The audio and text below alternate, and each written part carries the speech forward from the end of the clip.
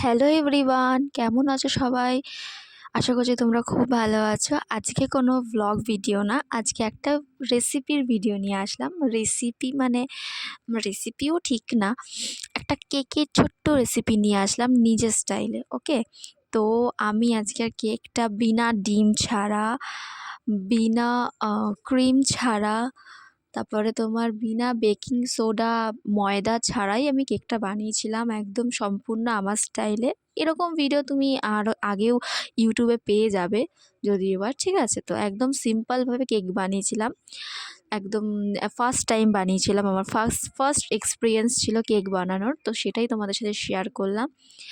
দেখো, আমি Oreo biscuit নিয়ে নিয়েছিলাম, একটা ইনোর প্যাকেট নিয়েছি, আর চকলেট সিরাপ নিয়েছিলাম, আর তোমার নিয়েছিলাম হচ্ছে ক্যাডবেরি, মানে কি বলে ওটাকে, ডার্ক চকলেট আর কি।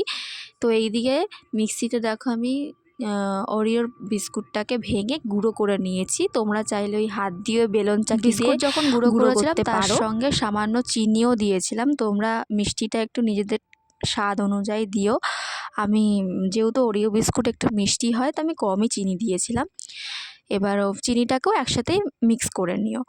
মিক্স করে নেওয়ার পরে সামান্য দুধ দিয়েছিলাম, দুধ দিয়ে ব্যাটারটাকে ভালো করে ফেটিয়ে নিয়েছিলাম যাতে একদম থকথকে ফ্লেভার হয় আর কি, একদম মানে কোনো দানা না থাকে ইয়ের মধ্যে, মিশ্রণটার মধ্যে যেন কোনো দানা না থাকে। ভালো করে চামচ দিয়ে ভালো করে ফেটিয়ে নিয়েছিলাম। দেখো, তোমরা দেখতেই পারছো, দুধ দিয়ে, সামান্য দুধ দিয়ে ফেটাচ্ছি ধীরে ধীরে, আস্তে আস্তে।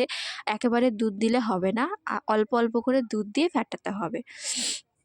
ফেটিয়ে নেওয়ার পরে তার মধ্যে আমি দিয়েছিলাম সেই ইনোর প্যাকেটটা দেওয়ার ফলে জিনিসটা মানে কেকটা যে মানে যাতে সম্পূর্ণভাবে আর কি বেক হতে পারে তার জন্য। তো ভালো করে বেকিং মানে কি বলো ওটাকে, ফেটিয়ে নেওয়ার পর আমি ইনো দিয়েছিলাম। ইনো দিয়ে ভালো করে ফেটানোর পর একটা মানে পেপার আর কি, আমার ঘরে একটা পেপার ছিল, আমি কোনো বাইরের কোনো পেপার কিনিনি, ঠিক আছে? তো ঘরেরই, সম্পূর্ণ ঘরের জিনিস দিয়ে আমি কেকটা তৈরি করেছিলাম। আমার একটা বইয়ের পেপার ছিঁড়ে সেটাকে রাউন্ড শেপ করে ভালো করে যেই পাত্রে আমি কেকটাকে বেক করব, সেই পাত্রের মধ্যে হালকা তেল মাখিয়ে, রিফাইন তেল মাখিয়ে, তলায় রিফাইন তেল মাখালাম, দেন তারপরে পেপারটার ওপর রিফাইন তেল লাগিয়ে আমি যে ব্যাটারটা করেছিলাম সেই ব্যাটারটা ঢেলে দিয়েছি।